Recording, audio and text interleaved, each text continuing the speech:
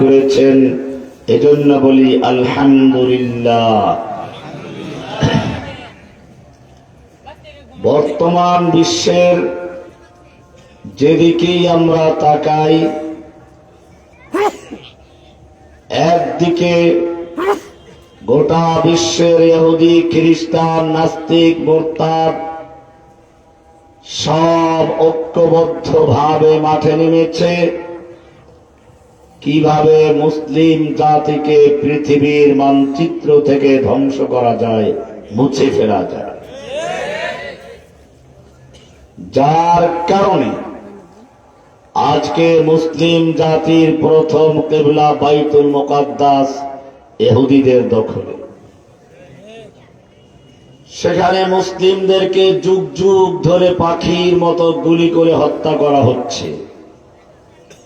নিচের থেকে বুলডোজার দিয়ে, ট্যাঙ্কের গোলা দিয়ে, উপর থেকে বিমানের হামলা করে বাড়িঘর গুলোকে নিশ্চিহ্ন করে দেওয়া হচ্ছে।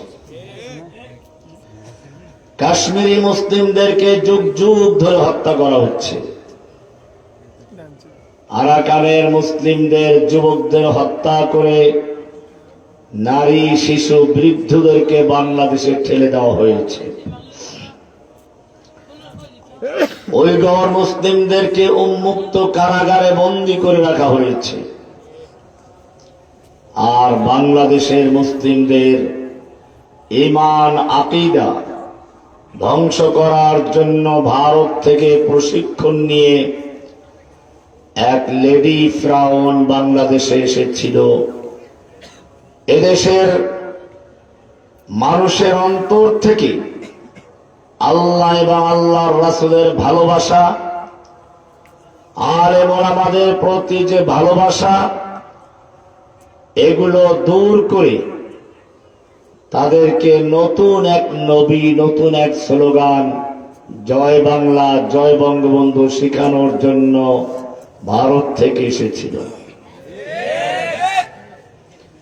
এটা ছিল একটা নতুন কালেমা। লা ইলাহা ইল্লাল্লাহর পরিবর্তে জয় বাংলা, লা ইলাহা ইল্লাল্লাহ মুহাম্মাদুর রাসূলুল্লাহর পরিবর্তে জয় বঙ্গবন্ধু। আল্লাহর নবীর পরিবর্তে শেখ মুজিবকে নবীর চেয়েও বড় করে তুলে ধরা হচ্ছিল। যারা এই কোরআনের কথা বলতো তাদের কাউকে কারাগারে, কাউকে হত্যা করা হয়েছে, তাদের কাউকে মাইকের সামনে অপমান করা হয়েছে, কাউকে মসজিদের মেম্বারে পর্যন্ত অপমান করা হয়েছে। আজকে মনে পড়ে যে ইহুদিরা ওমর ইবনে খাত্তাব রাদিয়াল্লাহু তাআলা আনহুর যুগে খয়বর থেকে ইহুদিদেরকে বহিষ্কারের নোটিশ জারি করা হলো। ইহুদি নেতারা ওমর ইবনে খাত্তাবের দরবারে এসে হাত জোর করে প্রার্থনা করতে লাগলো, ওমর, তুমি আমাদের খয়বর থেকে কেন বহিষ্কার করছো? অথচ তোমাদের নবী তো আমাদেরকে এখানে থাকার জন্য অনুমতি দিয়েছিলেন। আমরা তোমাদের কৃষি কাজ করব, মজদুরি করব, তোমাদের গোলামি করব, যে ফসল হবে অর্ধেক আমাদের, অর্ধেক তোমাদের, এই কৃষি কাজের বিনিময়ে আমরা এখানে থাকব। আজকে সেই ইহুদিরা মুসলিমদেরকে যুগ যুগ ধরে হত্যা করে যাচ্ছে। কারণটা কি? আল্লাহর রাসূল সাল্লাল্লাহু আলাইহি ওয়াসাল্লাম কারণটা স্পষ্ট উল্লেখ করে দিয়েছেন। সাহাবায়ে কেরামদেরকে নিয়ে আল্লাহর রাসূল সাল্লাল্লাহু আলাইহি ওয়াসাল্লাম এরকম একটা মজলিসে বসেছিলেন। বিভিন্ন প্রসঙ্গে আলোচনা হচ্ছিল। এর মধ্যে তিনি বললেন, ইউশিকু আইয়াতাদাল উমাম, অচিরেই এমন একটি মুহূর্ত আসবে যখন দুনিয়ার সমস্ত কাফের, মুশরিক, ইহুদি, খ্রিস্টান, নাসারা, বৌদ্ধ, হিন্দু, নাস্তিক, মুরতাদরা ঐক্যবদ্ধ হয়ে একে অপরকে আহ্বান করবে, একে অপরকে আহ্বান করবে, দাওয়াত দিবে, আসো আমরা মুসলিমদেরকে ধ্বংস করার জন্য ঐক্যবদ্ধ হই। যেরকম ভাবে খাবারের দস্তরখানে খাবার তৈরি করে মেহমানদেরকে ডাকা হয়, সাহাবায়ে কেরাম আশ্চর্য হয়ে গেলেন। আমরা মাত্র 1-1.5 লাখ সাহাবী, আমাদের ভয়ে গোটা পৃথিবী থরথর করে কাঁপছে, আর তখন মুসলিমদেরকে হত্যা করার জন্য একেবারে আহ্বান করবে, এটা কি করে সম্ভব? তখন কি মুসলিমদের সংখ্যা আরো কমে যাবে? আল্লাহ রাসূলকে প্রশ্ন করলেন। আল্লাহ রাসূল সাল্লাল্লাহু আলাইহি ওয়াসাল্লাম বললেন যে না, তোমাদের সংখ্যা তখন এর চেয়ে অনেক বেশি থাকবে। তোমরা এখন 1-1.5 লক্ষ মাত্র, তখন কোটি কোটি মুসলিম পৃথিবীতে বসবাস করবে। আছে না বাংলাদেশে? কত এখন? কয়েক কোটি বাংলাদেশে, ইন্ডিয়াতে কত কোটি, পাকিস্তান, আরব দেশ। তোমাদের সংখ্যা অনেক বেশি হবে। সাহাবায়ে কেরাম প্রশ্ন করলেন, তাহলে কাফেরদের এত বড় সাহস হবে কি করে?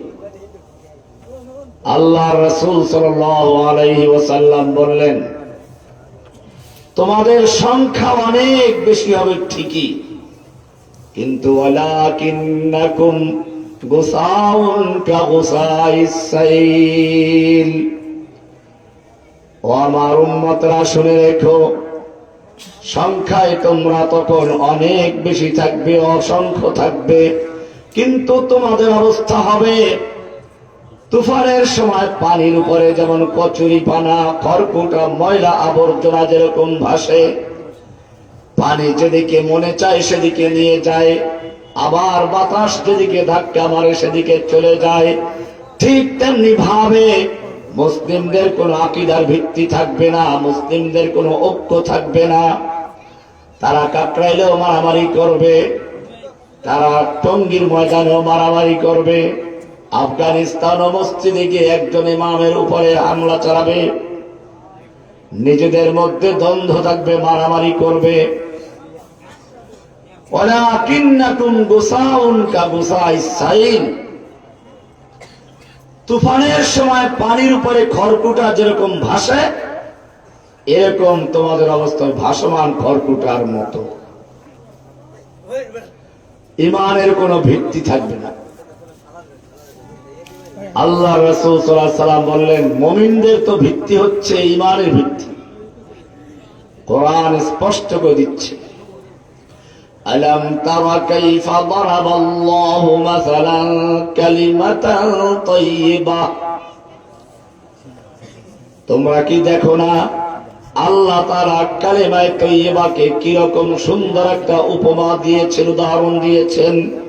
কাশাজারাতিন তাইয়্যিবা, একটা পবিত্র গাছের মতো, যেমন খেজুর গাছ। আসলুহা সাবিতু ওয়া ফারউহা ফিস সামা, যেই গাছের শিকড় হচ্ছে মাটিতে, আর কাণ্ডগুলো হচ্ছে, ডালগুলো হচ্ছে আসমান পর্যন্ত। মুমিনদের শিকড় হচ্ছে মাটিতে, থাকে মাটিতে। এদের সম্পর্ক হচ্ছে আল্লাহর সঙ্গে। কার সঙ্গে? মুসলিমরা যুদ্ধ করে কার শক্তি নিয়ে? মুসলিমরা বিশ্বাস করে একজন লোক যখন ইসলামে প্রবেশ করে তখন সে একটা কালেমার সাক্ষী দেয়, আশহাদু আল্লা ইলাহা, আশহাদু মানে আমি সাক্ষ্য দিচ্ছি। কিসের সাক্ষ্য? লা ইলাহা ইল্লাল্লাহ। লা মানে নেই, ইলাহ মানে কোন মাবুদ যার আনুগত্য করা যায়, পূজা করা যায়, যার ইবাদত করা যায়, যার হুকুম মানা যায়।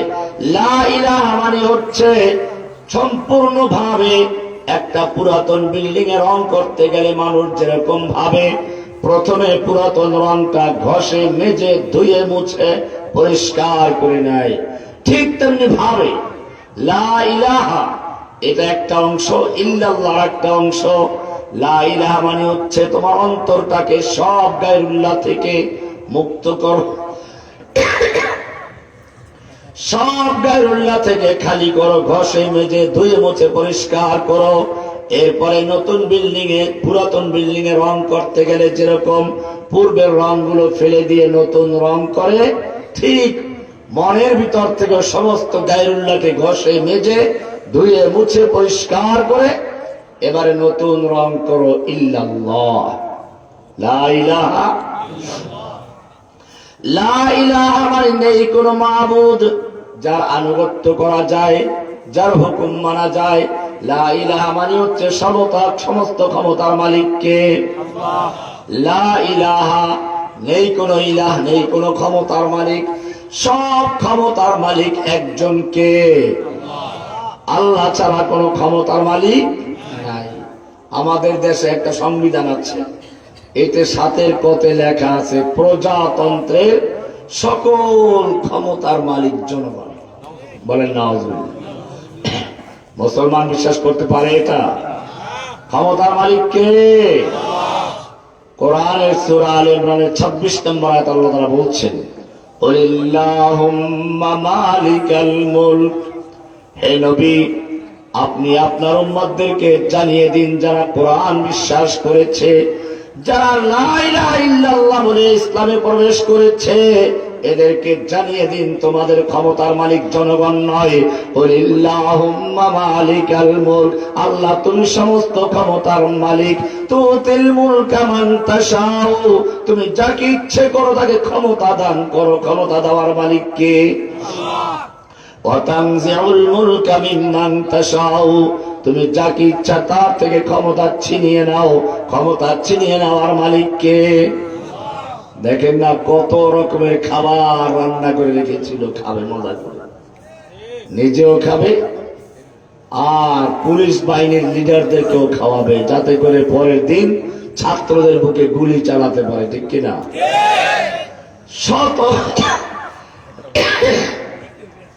শত প্রকারের রান্না করা খাবার তৈরি করলো। আল্লাহ রাব্বুল আলামিন বললেন, না, তোমাকে আর খাবার খেতে দেওয়া হবে না।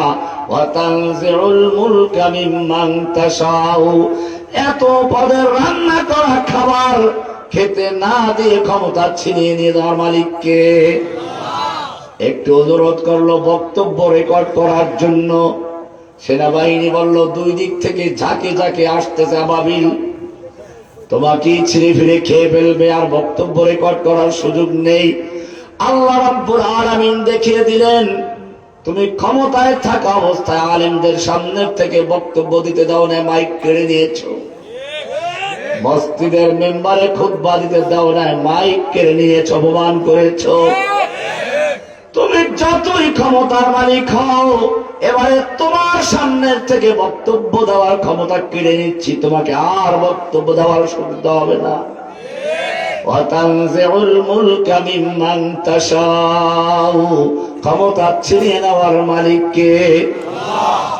ওয়া তুইজ্জু মান তাশাউ, ও মুসলিমরা ভালো করে জেনে রাখো, ইজ্জত দেওয়ার মালিক কে? আল্লাহ। ওরা আমাদেরকে জেলখানায় নিল, পায়ে বেড়ি লাগিয়ে রাখলো, মাথায় হেলমেট, হাতে হ্যান্ডকাপ, গায়ে বুলেট প্রুফ জ্যাকেট, পায়ে বেড়ি, এই রকম করে আমাদেরকে কোর্টে উঠাতো। দুনিয়ার সমস্ত কাফেরদের কাছে আমাদের প্রচার করত, অপমান করার জন্য জঙ্গি লিডার। কিন্তু জেনে রাখবেন, আমাদেরকে যখন এভাবেও কোর্টে উঠানো হতো, মানুষ সুযোগ পেলে একটু হাত মেলাতো, সালাম করত, সুযোগ পেলে পকেটে টাকা ঢুকিয়ে দিত। ইজ্জত দেওয়ার মালিক কে? ঠিক ওই লোকগুলো যখন এখন জেলে গেল, ওদের হাতে হ্যান্ডকাপ লাগলো, মাথায় হেলমেট লাগলো, গায়ে বুলেট প্রুফ জ্যাকেট লাগলো, কিন্তু ওদেরকে দেখলে জনগণ হাত মিলানো দূরের কথা, সুযোগ পেলেই ওদেরকে পচা ডিম আর সেরা জুতা দিয়ে স্বাগত জানায়। দেখেন না, দাড়ি কামাইয়া হিন্দু হইয়া তারপর বাঁচতে পারে না। ইজ্জত দেওয়ার মালিক কে? তুমি যাকে চাও ইজ্জত দান করো, ইজ্জত দেওয়ার মালিক কে? তুমি যাকে ইচ্ছা অপমান করো, অপমান করার মালিক কে? বিয়াদিকাল খায়র ইন্নাকা আলা কুল্লি শাইইন কাদির। সব ক্ষমতার মালিক কে? লা ইলাহা, কয়টা অংশ বললাম? দুইটা। লা ইলাহা মানে বর্জন করা, ইল্লাল্লাহ মানে গ্রহণ করা। লা ইলাহা মানে হলো খালি করা, ইল্লাল্লাহ মানে হচ্ছে পূরণ করা। লা ইলাহা মানে হচ্ছে নফি করা, না করে দেওয়া। ইল্লাল্লাহ হচ্ছে ইসবাত করা, হ্যাঁ করা, গ্রহণ করা। লা ইলাহা বলে কাকে না করছো? পরিষ্কার হয়ে গেল সমস্ত ক্ষমতার মালিক আমি না করলাম, কোন ক্ষমতার মালিক কেউ নেই, সব ক্ষমতার মালিক কে? এবারে আইন বিধান দেওয়ার মালিক কে? কোরআন পরিষ্কার বলছে আমাদের সৃষ্টি করেছেন কে? আইন দেওয়ার মালিক কে? আলা লাহুল খালকু ওয়াল আমর, জেনে রাখো সৃষ্টি যার, আইন চলবে কেবল তার। আল্লাহ আমাদের জন্য আইন দিয়েছেন না? সে আইনের কিতাবের নাম কি জানেন? কোরআন। قد جاءكم من الله نور وكتاب مبين। আল্লাহ রাব্বুল আলামিন বলেন তোমাদের চোখ দিয়ে দেখতে হলে যেমন আলোর প্রয়োজন, চোখের পাওয়ার যত ভালো হোক না কেন, যদি চোখের সামনে কোনো আলো না থাকে, সূর্যের আলো, চাঁদের আলো, তারকার আলো, মোমবাতির আলো, বিদ্যুতের আলো, কোন প্রকার আলো যদি তোমার চোখের সামনে না থাকে, তোমার চোখের পাওয়ার যত ভালো হোক না কেন কিছুই দেখতে পাবে না। ঠিক তেমনি ভাবে তোমার একটা বিবেক চক্ষু আছে, জ্ঞান চক্ষু আছে। এই জ্ঞান চক্ষু দিয়েছি তুমি আল্লাহকে চেনার জন্য, তোমার স্রষ্টাকে জানার জন্য, স্রষ্টার বিধানকে জানার জন্য। কিন্তু যদি তোমার চোখের সামনে জ্ঞান, চোখের সামনে কোরআনের আলো না থাকে, যত বড় বিজ্ঞানী হও, তুমি বানর হতে পারো, উল্লু ভল্লু হতে পারো, শিম্পাজি হতে পারো, ওরাং ওটাং হতে পারো, তুমি বাঘ ভল্লুক হতে পারো, মানুষ হতে। কোরআন সুন্দর করে বলেছে আর রহমান কার নাম? আল্লামাল কোরআন, শিক্ষা দিয়েছেন কোরআন। খালাকাল ইনসান, সৃষ্টি করেছেন মানুষ। উল্টো হয়ে গেল না? আল্লামাল কোরআন আগে, খালাকাল ইনসান পরে। অথচ মানুষ দুনিয়াতে সৃষ্টি হয় আগে, কোরআন শিখে পরে বক্তব্য দিয়ে শিখে। উল্টো হয়ে গেল। রব্বুল আলামিন, আমরা তো মানুষ হিসেবে দুনিয়াতে আসি আগে, কোরআন শিখি পরে। আর তুমি তো বললে আল্লামাল কোরআন আগে, খালাকাল ইনসান পরে। আল্লাহ রাব্বুল আলামিন বলছেন না আমি ভুল করি নাই, ভালো করে বুঝে দেখো। তুমি যত বড় জ্ঞানী হও, যত বড় মানুষ রূপে হও না কেন, ওই যে দেখো ঢাকা বিশ্ববিদ্যালয় থেকে সর্বোচ্চ ডিগ্রি নিয়ে পাশ করে, তারপরেও পহেলা বৈশাখ এলে বাঘের মুখোশ, ভল্লুকের মুখোশ, হনুমানের মুখোশ, বুতুম পেঁচার মুখোশ পরে তারপরে মিছিল করে, ঠিক কিনা? তারা নিজেরাই জানান দিচ্ছে আমরা যত বড় শিক্ষিত হই না কেন, আমরা কিন্তু আসলে মানুষ না, আমরা কিন্তু বাঘ, ভল্লুক, ভুতুম পেঁচা, হনুমান, বানরের বাচ্চা। ওরা নিজেদেরকে তো বানরের বাচ্চা বিশ্বাস করে। এবারে জাতীয় শিক্ষা সিলেবাসের মধ্যে বানর তত্ত্ব ঢুকিয়ে দিয়ে গোটা জাতিকে বানরের বাচ্চা বানাবার চক্রান্ত করা হয়েছিল। এদেশের তৌহিদি জনতার বাধার কারণে আল্লাহ তাআলা ওদের কি ধ্বংস করে দিয়েছেন, ঠিক কিনা? ধ্বংস করার মালিক কে? আল্লামাল কোরআন। তুমি যত বড় জ্ঞানী বিজ্ঞানী হও না কেন, যতক্ষণ পর্যন্ত তোমার জ্ঞান চোখের সামনে কোরআনের আলো না জ্বলবে, তুমি যত বড় জ্ঞানী হও, তুমি ভুতুম হতে পারো, তুমি শয়তান হতে পারো, বাঘ ভল্লুক হতে পারো, বানর হতে পারো, মানুষ নও। মানুষ হবে কখন? মানুষ হবে আল্লামাল কোরআন। কোরআন যখন শিখবে, কোরআনের আলো যখন তোমার চোখের সামনে পড়বে, তোমার জ্ঞান চোখের সামনে জ্বলবে, এরপরে তুমি মানুষ হবে খালাকাল ইনসান। বলছিলাম লা ইলাহা ইল্লাল্লাহর মানে হচ্ছে সমস্ত ক্ষমতার মালিক কে? লা ইলাহার মানে হচ্ছে আইন বিধান দেওয়ার মালিক কে? আল্লাহর আইন বিধানের যে কিতাবটা তার নাম কি? এই কোরআন কেন আসলো? কোরআন কি আপনি জিজ্ঞেস করুন, কোরআন বলবে ইন্না আনজালনা ইলাইকাল কিতাবা বিল হক। হে নবী, আপনার প্রতি আমি একটি কিতাব নাজিল করেছি সত্য সহকারে, হকের সাথে। কেন নাজিল করলাম? মানুষ মারা গেলে খতম পড়ার জন্য, নাকি ভূতে ধরলে তাবিজ দেখার জন্য,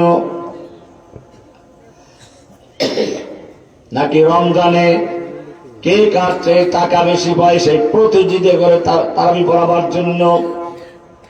আল্লাহ রাব্বুল আলামিন বলছেন কিতাবুন আনজালনাহু ইলাইক ইন্না আনজালনা ইলাইকাল কিতাবা বিল হক। আপনার প্রতি আমি কিতাব নাযিল করেছি সত্য সহকারে, লিতাহকুমা বাইনান নাসি বিমা আরাকাল্লাহ, যাতে করে এই কিতাবের মাধ্যমে আদালতে বিচার ফয়সালা করা যায়।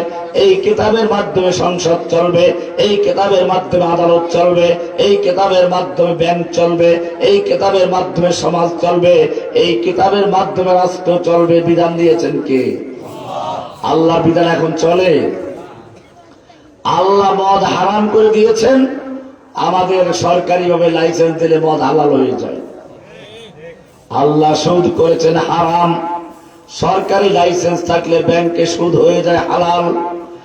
অমুসলমান ভালো করে জেনে রাখো, আল্লাহু আকবার, আল্লাহ যে আইন দান করেন সে আইন পরিবর্তন করার অধিকার কারো নাই।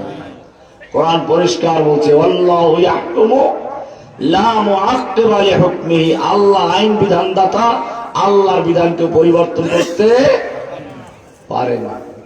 আমরা পরিবর্তন করে ফেলেছি। লা ইলাহা ইল্লাল্লাহ মানে হলো সন্তান দেওয়ার মালিক কে? লা ইলাহা ইল্লাল্লাহ মানে হচ্ছে প্রার্থনা করব কার কাছে? না কোনো মাজারের কাছে, না কোনো দরগার কাছে, না কোনো দেব দেবীর কাছে। লা ইলাহা ইল্লাল্লাহ মানে হচ্ছে কারো সামনে মাথা নত করা যাবে না, মাথা নত হবে কার সামনে? ইল্লাল্লাহ, এক আল্লাহর সামনে। কার সামনে? এটার নাম তাওহীদ। এর নাম কি? এটা যদি ক্লিয়ার না থাকে, লা ইলাহা ইল্লাল্লাহ ভালো করে বুঝে না আসে, তাহলে মুসলিম হওয়াটাই মুসলিম হবে না। এক লোক রাস্তায় হাঁটতেছিল, একটা মেয়ে লোক দেখে পছন্দ হয়ে গেছে। মেয়ে লোকটাকে ধরে নিয়ে আসলো ঘরে, ওযু করাইলো, গোসল করাইলো, যায় নামাজ বিছিয়ে নামাজ পড়াইলো, রোজা রাখায়, হজ করায়, যাকাত দেওয়া, তাহাজ্জুদ পড়ায়, কঠোর শরিয়া মেনে ঘর সংসার করে। কিন্তু তাকে বিয়ে করে নাই। কি করে নাই? কি করে নাই? বিয়ে করা ছাড়া এই কঠিন ঘর সংসার করার অর্থ আছে? আগে বিয়ে করতে হবে। আগে কি করতে হবে? বিয়ে করা ছাড়া এই জায়নামাজ বিছানো, তাসবিহ তাহলিল করা, কোরআন পড়া, তাহাজ্জুদ পড়া যেমন কোন অর্থ নেই, ঠিক তেমনি ভাবে বুঝে শুনে লা ইলাহা ইল্লাল্লাহর সাক্ষী না দেওয়া পর্যন্ত একজন লোক ইসলামে প্রবেশ করে না। এই কারণেই কোরআন বলছে ফা'লাম আন্নাহু লা ইলাহা ইল্লাল্লাহ, সূরা ফাতহ এর আয়াত। ফা'লাম আন্নাহু লা ইলাহা ইল্লাল্লাহ, তুমি যদি লা ইলাহা ইল্লাল্লাহ তোমার ক্লিয়ার না থাকে, এই বিশ্বাস যদি তোমার পূর্ণ না থাকে, তুমি যা কিছু করো সব 000 শূন্য। আপনি এই ময়মনসিংহের থেকে শূন্য লিখতে লিখতে ঢাকা পর্যন্ত লেখলেন, কোন মূল্য আছে? আগে একটা এক লেখেন, এক, এবার 1 শূন্য দিলে কত হবে? আর 1 শূন্য, আর 1 শূন্য, আর 1 শূন্য, এরকম এখন শূন্য যত বাড়বে একের মূল্য তত। ঠিক তেমনি ভাবে লা ইলাহা ইল্লাল্লাহ যদি ক্লিয়ার থাকে, লা ইলাহার বিশ্বাস যদি পূর্ণ থাকে, এরপরে তুমি যা করো সব কিছু তোমার শূন্যের মতো মূল্য বাড়তে থাকবে। আর লা ইলাহা ক্লিয়ার না থাকলে সব এমনি শূন্য। লা ইলাহা ইল্লাল্লাহ ক্লিয়ার আছে, তোমার নরেন্দ্র মোদীর ভয় থাকবে না। সব ক্ষমতার মালিক কে? অমুসলিম ভালো করে জেনে রাখো, আল্লাহর রাসূল সাল্লাল্লাহু আলাইহি ওয়াসাল্লাম তাই বললেন, ও আমার উম্মতরা শুনে রেখো, তখন তোমাদের সংখ্যা তো অনেক বেশি হবে, কিন্তু নরেন্দ্র মোদী চালাবে একরকম, চায়না চালাবে আর এক রকম, আমেরিকা চালাবে আর এক রকম। কুফাররা যেরকম ভাবে তোমাদেরকে যেদিকে নিয়ে যায় পানির স্রোতের মতো তোমরা সেদিকে ভেসে যাবে, তোমাদের কোনো ভিত্তি থাকবে না। সাহাবায়ে কেরাম জিজ্ঞেস করলেন, ইয়া রাসূলুল্লাহ, এর কারণটা কি হবে? কালা, তোমাদের অন্তরের ভিতরে ওয়াহান ঢুকিয়ে দেবে, ওয়াহান। কালা ওয়ামাল ওয়াহান ইয়া রাসূলুল্লাহ, হে আল্লাহর রাসূল, ওয়াহান কি জিনিস? কালা হুব্বুদ দুনিয়া ওয়া কারাহিয়াতুল মাউত। দুইটা সমস্যা থাকবে। কয়টা সমস্যা? একটা হচ্ছে হুব্বুদ দুনিয়া, দুনিয়ার প্রতি ভালোবাসা, আর একটা হচ্ছে আল্লাহর রাস্তায় জীবন দিতে অপছন্দ করা, আল্লাহর রাস্তায় জীবন দিতে অস্বীকার করা। আল্লাহর নবী নিজে উহুদের যুদ্ধে লোহার পোশাক পরা, মাথায় লোহার টুপি, যুদ্ধ করার জন্য ময়দানে হাজির। একজন যুবক সাহাবী এসে বলছে, ইয়া রাসূলুল্লাহ, এই আমার যৌবন, এই আমার শক্তি, এই আমার তারুণ্য, আমি যদি আল্লাহর রাস্তায় যুদ্ধ করতে করতে শহীদ হয়ে যাই, আমার জন্য কি পুরস্কার রয়েছে? আল্লাহর নবীকে প্রশ্ন করছেন। আল্লাহর নবী বলছেন, তুমি কি সূরা তাওবার 111 নম্বর আয়াতটা পড়ো নাই? আল্লাহ তাআলা তোমাকে কি পুরস্কার দিবেন, কি সুন্দর করে বলেছেন, সুন্দর করে পড়ুন। ইন্নাল্লাহ আশতারা মিনাল মুমিনিন, নিশ্চয় আল্লাহ তাআলা ক্রয় করে নিয়েছেন মুমিনদের থেকে। কে ক্রয় করে নিয়েছেন? কাদের থেকে? কি ক্রয় করেছেন? আনফুসাহুম ওয়া আমওয়ালাহুম, মুমিনদের জান এবং মাল ক্রয় করেছেন। কিসের বিনিময়ে? বিআন্না লাহুমুল জান্নাহ, জান্নাতের বিনিময়ে। কিসের বিনিময়ে? আমাদের জান মাল ক্রয় করেছেন কে? কিসের বিনিময়ে? বেচা কিনা করতে গেলে চারটা জিনিস দরকার। কয়টা জিনিস দরকার? একজন ক্রেতা, একজন বিক্রেতা, একটা পণ্য, একটা মূল্য। কয়টা হলো? এবারে আয়াতটা সুন্দর করে দেখুন। আল্লাহ রাব্বুল আলামিন বলছেন, ইন্নাল্লাহ আশতারা, নিশ্চয় আল্লাহ ক্রয় করেছেন। ক্রেতা হচ্ছেন কে? ক্রেতা কে? মিনাল মুমিনিন, মুমিনদের থেকে ক্রয় করেছেন। বিক্রেতা হচ্ছে মুমিন। বিক্রেতা কারা? এবারে কি বিক্রয় করলো? আনফুসাহুম ওয়া আমওয়ালাহুম, মুমিনদের জান এবং মাল বিক্রয় করেছে। কার কাছে? কিসের বিনিময়ে? বিআন্না লাহুমুল জান্নাহ, জান্নাতের বিনিময়ে। এবারে প্রশ্ন, রব্বুল আলামিন, আমরা যখন দোকানদার থেকে মাল কিনি, দোকানদারকে টাকা দিয়ে দেই, আমাদের কেনা জিনিসগুলো দোকানদার আমাদের থলিতে ভরে দেয়। ও রব্বুল আলামিন, তোমার কাছে আমরা আমাদের জানমাল বিক্রয় করেছি, তুমি আমাদের জানমাল ক্রয় করে মালিক বনে গেছো। আমরা আমাদের জানমাল তোমাকে কিভাবে হস্তান্তর করব, তোমার কাছে কিভাবে দিয়ে দিব? আল্লাহ রাব্বুল আলামিন বলছেন, ইউকাতিলুনা ফি সাবিলিল্লাহ, আল্লাহর রাস্তায় তোমরা যুদ্ধ করতে যাও। যুদ্ধের ময়দানে গিয়ে আমার ক্রয়কৃত জানমাল আমার কাছে হস্তান্তর করে দাও। ইউকাতিলুনা ফি সাবিলিল্লাহ ফায়াকতুলুনা ওয়া ইউকতালুন, তারা মারে আর মরে। কি করে? মারে আর মরে। মারে আগে, তারপরে মরে। মারে আর মারামারি আছে ইসলামে?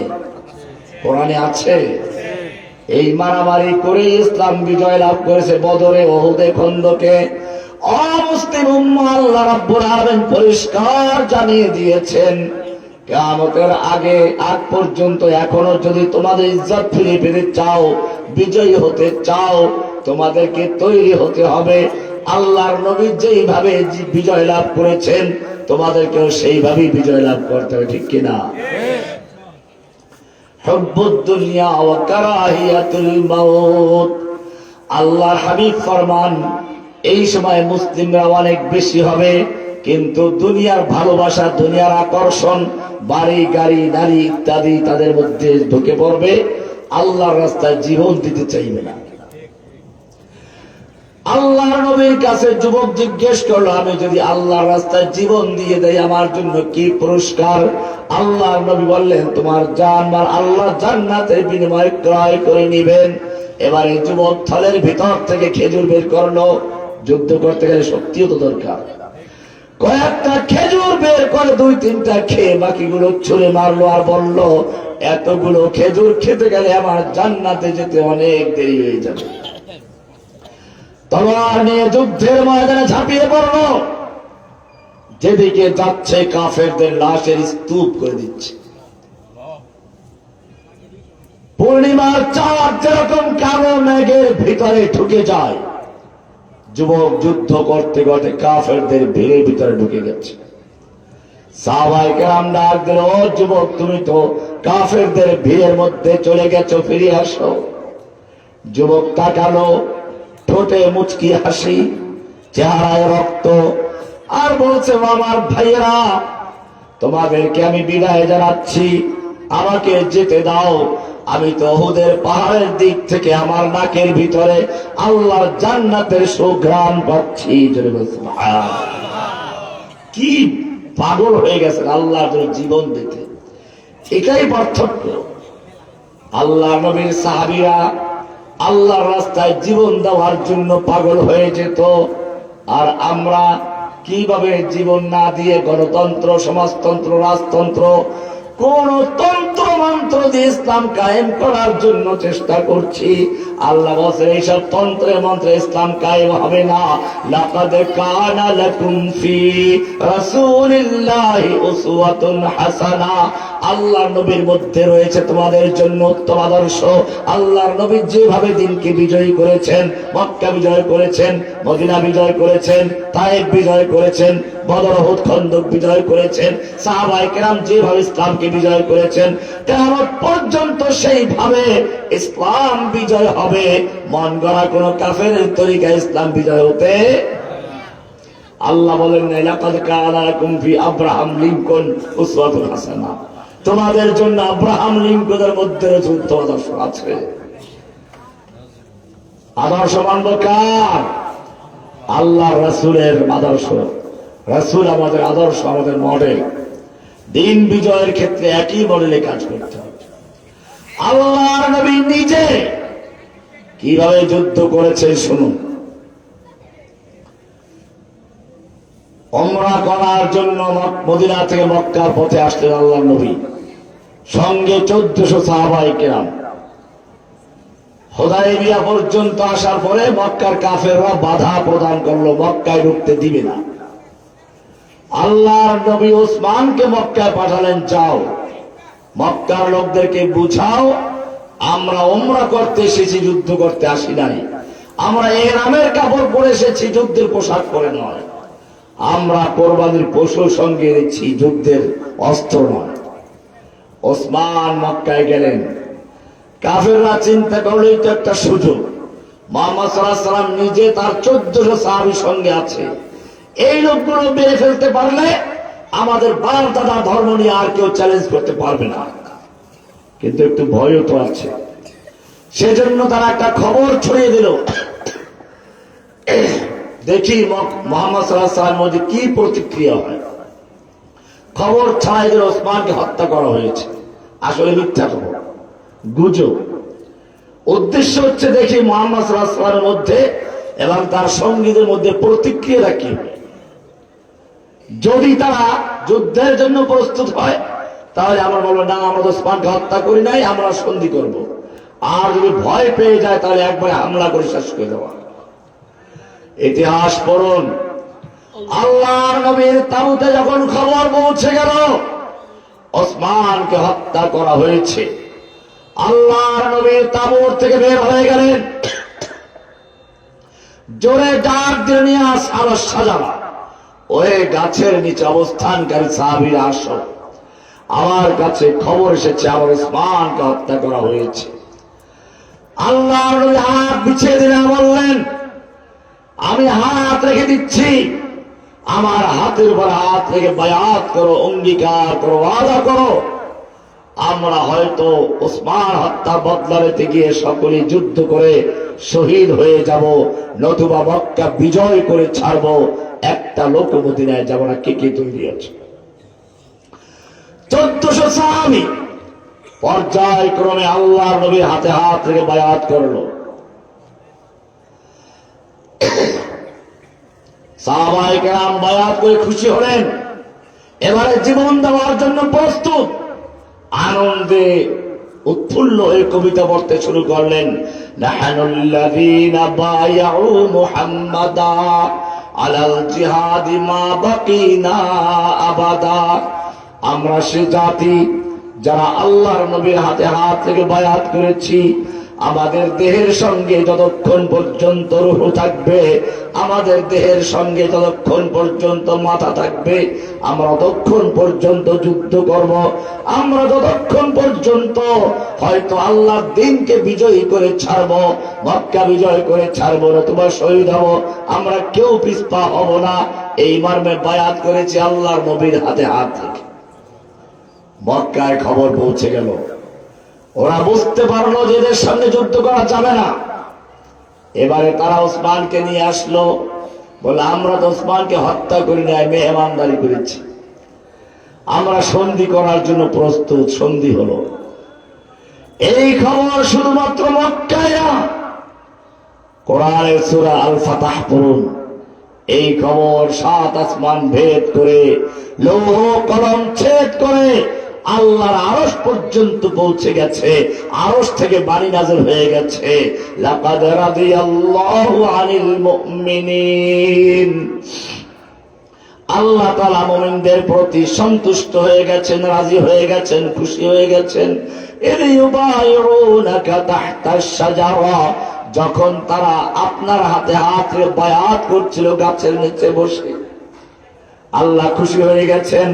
শুধু রাজি আর খুশি নয়, আল্লাহ রাব্বুল আলামিন আরো সামনে গিয়ে বলছেন 18 নম্বর আয়াত, ইন্নাল্লাযীনা ইউবাইউনাকা, হে নবী আপনার হাতে হাত রেখে যারা বায়াত করেছে, ওরা আপনার হাতে হাত রেখে বায়াত করে নাই। ইন্নামা ইউবাইউনাল্লাহ, ওরা সরাসরি আল্লাহর হাতে হাত রেখে বায়াত করেছে।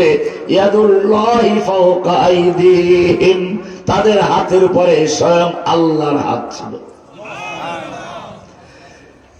যেই নবী রাস্তা দিয়ে চললে মেঘে ছায়া দেয়, যেই নবী পেশাব করতে গেছেন, খেজুর গাছ এগিয়ে এসে তাকে আড়াল করে দিচ্ছে, যেই নবীর সামনে কথা বললে একটু আওয়াজ বড় হয়ে গেছে, আল্লাহ নবী সাহাবীদের কিনে কথা বলছেন, একটু কার আওয়াজ বড় হয়ে গেছে, সঙ্গে সঙ্গে ওহী নাযিল হয়ে গেছে। ইয়া আইয়ুহাল্লাযীনা আমানু লা তারফাউ আসওয়াতাকুম ফাওকা সাওতিন নবী, হে ঈমানদারগণ খবরদার, তোমরা নবীর আওয়াজের চেয়ে জোরে আওয়াজ করে কথা বলবে না। ওয়ালা তাজহারু লাহু বিল কওলি কাজহারি বাযিকুম লিবাদ, তোমাদের নিজেদের মধ্যে যেরকম চিল্লাচিল্লি করো, ডাকাডাকি করো, এইরকম নবীর সামনে কথা বলবে না। এমনটা যদি করো, আন তাহবাতা আমালুকুম ওয়া আনতুম লা তাশউরুন, তোমাদের জীবনের সমস্ত আমল বরবাদ হয়ে যাবে। তোমাদের নামাজ, রোজা, হজ, যাকাত, জিহাদ, কিতাল যত ইবাদত করেছো সব বরবাদ হয়ে যাবে। ওয়া আনতুম লা তাশউরুন, টেরও পাবি না। কে বলছেন? কি মায়া নবীর জন্য। আরো সামনে পড়ো, আল্লাহর নবী রাতে ঘুমিয়ে আছেন, তাহাজ্জুদ পড়তে উঠতে হবে, কি আদর মাখা ডাক দিয়ে আল্লাহ উঠাচ্ছেন, বলছেন ইয়া আইয়ুহাল মুজাম্মিল, ও কামলিওয়ালা, ও চাদরওয়ালা, ওঠো। কুমিল লাইলা ইল্লা কালিলা, তুমি রাতের বেলা জাগরণ করো, ইবাদত করো, তবে কিছুক্ষণ ঘুমাও। তুমি ইবাদত করতে করতে পা ফুলিয়ে ফেলো না, এত ইবাদত করার দরকার নেই। তুমি অর্ধেক রাত্র বা তার চেয়ে একটু বেশি বা তার চেয়ে একটু কম ইবাদত করো। তুমি রাত্রে কিছুক্ষণ ঘুমাও, তুমি সারা রাত্র ইবাদত করলে খুশি হও। আমি আল্লাহ তোমাকে ঘুমন্ত দেখলেও খুশি হয়ে যাই। আরো সামনে চলুন, আল্লাহর নবীর প্রতি ওহী নাযিল হতে লাগলো। কোরআন মুখস্থ করার জন্য ঠোঁট নাড়াচাড়া করতে লাগলো। আমাদের হেফজখানার ছাত্ররা যখন ঠোঁট নাড়াচাড়া ঝুলে, আল্লাহর নবী ঠোঁট নাড়াচাড়া করে কোরআন মুখস্থ করতে লাগলেন। আল্লাহ তাআলা সঙ্গে সঙ্গে ওহী নাযিল করে বলেন, না না, লা তুহাররিক বিহি লিসানাকা লিতাজালা বিহি ইন্না আলাইনা জামাহু ওয়া কুরআনা। হে নবী, কোরআনকে দ্রুত মুখস্থ করার জন্য আপনার ঠোঁট নাড়াচাড়া করার দরকার নেই। গোটা কোরআনকে নূর বানিয়ে আপনার সিনার ভিতরে জমা করে দেওয়ার দায়িত্ব আমি আল্লাহ নিজে গ্রহণ করেছি। জোরে বলুন সুবহানাল্লাহ। কি মায়া নবীর জন্য। এবারে আমি তোমাদের জিজ্ঞেস করতে চাই, এই নবীকে যখন তায়েফের ময়দানে পাথর ছুঁড়ে মারা হলো, যখন নবী লুটিয়ে পড়লেন, এই নবীকে উদ্দেশ্য করে উহুদের ময়দানে লোহার টুপির উপরে জোরে তলোয়ার দিয়ে আঘাত করা হলো। লোহার টুপি ভেঙ্গে গালে ঢুকে পড়লো, দুইটা দাঁত পড়ে গেল। আল্লাহ নবীর গালের ভিতরে লোহা ঢুকে রইল। যুদ্ধের পরে একজন সাহাবী টান দিয়ে কামড় দিয়ে দাঁত দিয়ে তারও দাঁত পড়ে গেল, লোহাটা বেরিয়ে আসলো। আল্লাহর নবীর গাল রক্তাক্ত হয়ে গেল। আমি জিজ্ঞেস করতে চাই, আল্লাহর নবীকে যখন পাথর মারা হচ্ছিল, আল্লাহর নবীর মাথায় যখন আঘাত করা হচ্ছিল, আল্লাহ তারা দেখতে পাচ্ছিলেন কিনা? আল্লাহর ফিরে আবার ক্ষমতা ছিল কিনা? ফিরেছিল নাকি? কেন ফিরান না? ভালো করে চিন্তা করে দেখো। আল্লাহর সঙ্গে কি রাসূলের সম্পর্ক নষ্ট হয়ে গেছিল? তাও হয় না। কোরআন তাও বলছে, ওয়াদ-দুহা ওয়াল-লাইলি ইযা সাজা মা ওয়াদ্দাআকা রাব্বুকা ওয়া মা ক্বালা। হে নবী, আপনার প্রতি আল্লাহ অসন্তুষ্ট হন না, আপনাকে ছেড়েও দেন নাই। বলে, তাহলে আমাকে এত মারলো, তুমি কেন ফিরাও নাই? তোমার তো ক্ষমতা ছিল। আল্লাহ তাআলা বলছেন, আম হাসিবতুম আন তাদখুলুল জান্নাতা ওয়া লাম্মা ইয়াতিকুম মাসালুল লাযীনা খালাউ মিন ক্বাবলিকুম। আমি তোমাদের শিক্ষা দিচ্ছি, তোমার নবীকে আমি এত ভালোবাসি, তারপরেও তাকে যুদ্ধের ময়দানে নামতে হয়েছে, যুদ্ধের পোশাক পরতে হয়েছে, যুদ্ধ করতে হয়েছে, মাথা ভেঙ্গে রক্ত বের করতে হয়েছে, তায়েফের ময়দানে মার খেতে হয়েছে। যদি কিয়ামত পর্যন্ত কোন ব্যক্তি আমার নবীর সুন্নাত মোতাবেক দিন কায়েম করতে চায়, নবীওয়ালা কাজ করতে চায়, তাকেও ময়দানে মার খেতে হবে, যুদ্ধ করতে হবে, রক্তাক্ত হতে হবে, জেলে যেতে হবে, ফু দিয়ে ইসলাম কায়েম করে ফেলবো বা একেবারে বদদুয়া দিয়ে ধ্বংস করে দিব, এটা হবে না। দেখো না, হাসিনাকে তাড়াইতে গিয়েও একজনকে বুক টান করে যুদ্ধের ময়দানে নামতে হয়েছে। আবার একদিকে সেনাবাহিনী তাদের সমর্থন দিয়েছে, এরপরে পুলিশ বাহিনী পাঠিয়েছে। অমুসলিম ভালো করে জেনে রাখো, তোমার নবীর চেহারার চেয়ে তোমার চেহারা সুন্দর নয়। নবীর চেহারা কেমন ছিল তা কি জানো না? আয়েশা বলছেন, লানা শামসুন ওয়ালিল আফাকি শামসুন ওয়া শামসি আফদালু শামসিস সামাই। আমারও একটা সূর্য আছে, আকাশেরও একটা সূর্য আছে। আকাশের সূর্যের চেয়ে আমার সূর্য অনেক ভালো, অনেক দামি। ফাইন্নাশ শামসা তাতলু বা'দাল ইশাই ওয়া শামসি তাতলু বা'দাল وشمسي تطلع بعد العشاء فإن الشمس تطلع بعد الفجر। দুনিয়ার সূর্য উদয় হয়, দুনিয়ার সূর্য উদয় হয় ফজরের পরে, অন্ধকার আলোকিত করে দেয়, ঠিক আছে, কিন্তু আমার সূর্য উদয় হয় অন্ধকারে রাতে এসার পরে, যখন দুনিয়ার সমস্ত মানুষেরা লুটপাট করা, ধর্ষণ করা, মারামারি করা, হত্যা করা, এগুলো তাদের আদর্শে পরিণত হয়েছিল। সেই সময় আমার নবী এসে ওই সমস্ত লোকদের, যাদের পথের কোনো দিশা ছিল না, যারা মদ, জুয়া, হত্যা, ধর্ষণ, খুনের মধ্যে লিপ্ত ছিল, তাদের জীবন পাল্টে দিয়ে তাদেরকে শুধু পথের দিশাই দেন নাই, এক একজনকে পথের দিশারি বানিয়ে দিয়েছেন। দুরফেশানি নে তেরি কতরু কো দরিয়া কর দিয়া, দিল কো রোশন কর দিয়া, आंखों को बीना कर दिया। खुद नचे जो राह पर औरों के हादी बन गए, क्या नजर थी जिसने मुर्दों को मसीहा कर दिया। এত সুন্দর নবী হাসান ইবনে সাবিত আরো সুন্দর করে বলছেন, ওয়া আহসানা মিন কালাম তারা কাত্তু আইনি ওয়া আজমালা মিন কালাম তালিদিন নিসাউ খুলিকতা মুবাররাম মিন কুল্লি আইবি কান্নাকা কাদ খুলিকতা কামা তাশাউ। হে নবী, আপনার চেয়ে সুন্দর মানুষ দুনিয়ার কোন চক্ষু কোনদিন দেখে নাই, কোন মেয়ে লোক কোনদিন আপনার চেয়ে সুন্দর সন্তান জন্ম দেয় নাই। আপনাকে আপনার রব সমস্ত দোষ ত্রুটি থেকে মুক্ত করে এমন ভাবে সৃষ্টি করেছেন, কান্নাকা কদ খুলিকতা কামা তাশাউ, যেমন আপনি চেয়েছিলেন আপনার চাহিদা মতোই আপনাকে সৃষ্টি করা হয়েছিল। এত সুন্দর নবী, এত আল্লাহর ভালোবাসা, এত তাকওয়া, সেই নবীকেও মার খেতে হয়েছে। আর তোমরা সেই ভাগ দিয়ে ভোটের মাধ্যমে ইসলাম কায়েম করে ফেলবে, জোটের মাধ্যমে ইসলাম কায়েম করে ফেলবে। না না, তা হতে পারে না। আম হাসিবতুম আন তাদখুলুল জান্নাহ, আল্লাহ বলেন তোমরা কি জান্নাতে এমনি ঢুকে পড়বে? ওয়ালাম্মা ইয়াতিকুম মাসালুল লাযীনা খালাউ মিন ক্বাবলিকুম, অথচ তোমাদের কাছে পৌঁছবে না ওই সকল বিপদ আপদ মুসিবত যা এসেছিল তোমাদের আগের লোকদের প্রতি। মাসাতুহুল বাসাউ ওয়াদ-দাররাউ ওয়া যুলজিলু হাত্তা ইয়াকুলার রাসূল ওয়াল লাযীনা আমানু মাআহু মাতা নাসরুল্লাহ। স্বয়ং আল্লাহর রাসূল বলতে বাধ্য হলেন, আল্লাহ সাহায্য কবে আসবে? সুতরাং বুঝা গেল আজকে মুসলিম জাতির চতুর্দিক যে মার খাচ্ছে, এর কারণ দুইটা। কয়টা কারণ?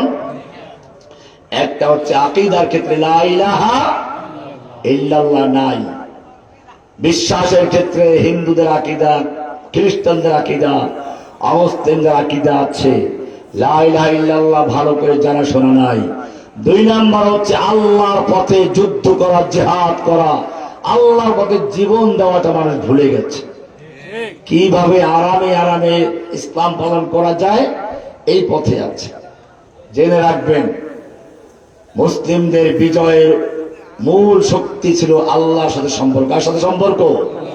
জনসংখ্যা দিয়ে, অস্ত্রবল দিয়ে মুসলিম কখনো বিজয় লাভ করে নাই।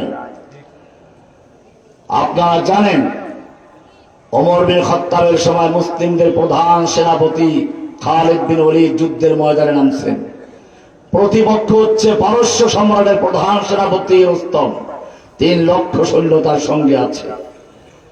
যুদ্ধের আগের রাতে রুস্তম গোয়েন্দা পাঠাইল খালিদ বিন ওলীদের সৈনিকদের তাঁবুতে মুসলিমদের সৈন্য সংখ্যা কত, অস্ত্র কেমন, শক্তি কেমন, প্রস্তুতি কেমন দেখার জন্য। গোয়েন্দারা রাতের বেলা গিয়ে দেখে মুসলমান রাতের বেলা কি করে, তাহাজ্জুদ পড়ে, আল্লাহর কাছে কান্দে। ওরা গিয়ে দেখলো মাশাআল্লাহ সব কান্নাকাটি করছে। রুস্তমকে গিয়ে বলল, রুস্তম, মুসলিম সৈন্যদের সঙ্গে আমাদের যুদ্ধ করা দরকার নাই, ওরা আমাদের ভয়ে কান্নাকাটি করতে বালিশ ভিজিয়ে ফেলেছে। রুস্তম চিন্তা করলো তাহলে 3 লাখ সৈন্য দরকার নেই, 1 লাখ নিয়ে নামি 2 লক্ষ রিজার্ভে রাখলো। যুদ্ধ যখন শুরু হলো, এক একজন মুসলিম সৈন্যদের হাজার হাজার সৈন্য হত্যা করে যাচ্ছে, লাশের স্তূপ করে দিচ্ছে। রুস্তম বলল, যুদ্ধ থামাও। আবার রাতে গোয়েন্দা পাঠালো, আজকেও গিয়ে দেখে ঠিকই তো কান্নাকাটিই তো করে। এইবারে কান্নার কারণটা কি তা বের করা দরকার। এবারে তারা কান্নার ভাষা বোঝার চেষ্টা করলো। তারা কাঁদছে আর বলছে, রব্বুল আলামিন, আগামীকাল তোমার দুশমনদের সঙ্গে যুদ্ধ হতে যাচ্ছে, ওরা ইসলামকে ধ্বংস করার জন্য মাঠে নেমেছে, আমরা তোমার দ্বীনকে বুলন্দ করার জন্য মাঠে নেমেছি। ও রব্বুল আলামিন, আমাদের হাতে শক্তি দাও, সাহস দাও। আমরা নিরস্ত্র, আমাদের সংখ্যা কম, কিন্তু তোমার শক্তি নিয়ে তুমি বলেছ, যালিকা বিআন্নাল্লাহা মাওলাল্লাযীনা আমানু ওয়া আন্নাল কাফিরিনা লা মাওলা লাহুম। তুমি আমাদের মাওলা আছো, নরেন্দ্র মোদীর কোনো মাওলা নেই, ইহুদিদের কোনো মাওলা নেই, বৌদ্ধদের কোনো মাওলা নেই, তুমি আমাদের মাওলা আছো। ও রব্বুল আলামিন, তুমি আমাদেরকে এমন শক্তি দাও যেন কুফফারদের হত্যা করে করে লাশ স্তূপ করতে পারি, এমনকি নিজেও যেন শহীদ হয়ে যাই। আমার টুকরো টুকরো লাশ কিয়ামতের মাঠে যেন ওঠে। কিয়ামতের মাঠে যখন উঠবো, জখমগুলো তাজা হবে, রক্ত ঝরতে থাকবে। ইয়াসরুবু দামান লাউনুহু লাউনুদ দাম ওয়া রিহুহু রিহুল মিসকে, রংটা হবে রক্তের রং, ঘ্রাণ হবে মিশক আম্বারের রং। আল্লাহ আমাকে শক্তি দাও। গোয়েন্দারা বুঝলো, কান্নাকাটি করে ঠিকই, তবে আমাদের ভয়তে নয়, আমাদের মারার জন্য। এইবার রস্তমকে কে বলল, রস্তম মুসলিম সৈন্যদের বিরুদ্ধে যুদ্ধ করে বিজয় লাভ করার স্বপ্ন দেখো না। রস্তম বলল, ব্যাপার কি, মুসলিমদের সৈন্যকে আমাদের চেয়ে বেশি? না, তাদের সংখ্যা অনেক কম। বলে, তাহলে কি অস্ত্র বেশি? বলে, না, অস্ত্র তো অনেক কম। তাহলে কি তাদের গায়ে শক্তি অনেক বেশি? শক্তিও কম। রস্তম খেপে গেল, অস্ত্র আমার বেশি, সৈনিক আমার বেশি, শক্তি আমার সৈনিকদের গায়ে বেশি, আমাকে ভয় দেখাচ্ছ কেন? গোয়েন্দারা রিপোর্ট দিল, রস্তম জেনে রাখো, অস্ত্র তোমার বেশি, সৈনিক তোমার বেশি, শক্তি তোমার সৈনিকদের গায়ে বেশি, কিন্তু জেনে রাখো তোমার সৈনিকদের কাছে সুন্দরী যুবতী নারী আর মদের পেয়ালা যত বেশি প্রিয়, মুসলিম সৈনিকদের কাছে আল্লাহর রাস্তায় শহীদ হওয়া তার চেয়ে অনেক বেশি প্রিয়। এটাই মুসলিমদের বিজয়ের কারণ। আজকে মুসলিমরা সেই রাস্তা ভুলে গিয়ে নিজেরা নিজেরা মারামারি করছি, নিজেদের মধ্যে শক্তি প্রদর্শন করছি। আমাদের তাবলীগের ভাইয়েরা সারা জীবনে কোনো মারামারি করে নেই, তাদের সংবিধানের মধ্যেই মারামারি ছিল না। এখন তারা মিছিল করতে শিখেছে, মারামারি করতেও শিখেছে। একদিকে ভালো আছে, মারামারি করার প্রশিক্ষণ নিচ্ছে। ভাইয়েরা আমার, আল্লাহর নবীর যে আদর্শ, এই আদর্শে ফিরে আসতে হবে। আমি দুইটা কথা বলেছি, একটা হচ্ছে তাওহীদ, লা ইলাহা, আল্লাহ ছাড়া কোনো শক্তি নাই, কোনো পাওয়ার নাই, সব ক্ষমতা মালিক কে? এই লা ইলাহার সাক্ষী হচ্ছে আকবারু শাহাদা। প্রশ্ন করেছে আল্লাহ, আইয়ু সে আকবারু শাহাদা? এই সাক্ষ্য না দিলে আযান হয় না, এই সাক্ষ্য না দিলে ইকামত হয় না। এই সাক্ষ্য নিজে আল্লাহ দিয়েছেন, শাহিদাল্লাহু আন্নাহু লা ইলাহা। এই দুইটা জিনিস খেয়াল রাখবেন, তাওহীদ এবং জিহাদ। কি বললাম? আল্লাহ তাআলা আমাদের সকলকে কথাগুলোকে বুঝার এবং আমল করার তৌফিক দান করুন। ওয়া আখিরু দাওয়ানা আলহামদুলিল্লাহি রাব্বিল আলামিন। আমার আরেকটা জায়গায় যেতে হবে, শরীরটা ভালো না, সেই 2টার থেকে রাস্তায় জ্যামে পড়েছিলাম। দোয়া চাই আল্লাহ যেন আমাকে সুস্থ রাখে, ভালো রাখে। এরপর দীর্ঘদিন জেলে ছিলাম,